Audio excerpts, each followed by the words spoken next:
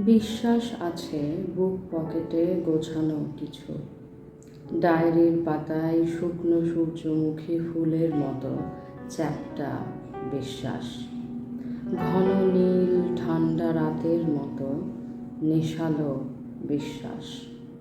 কোনো দিন পরম যত্নে যদি পাশে এসে বসে আর হাতখানা চেয়ে নেয় আর আঙুল ধরে, মাথার চুলে ভিলি কেটে শোধায়, আমার আসতে এত দেরি হলো বলে তুমি কষ্টে ছিলে।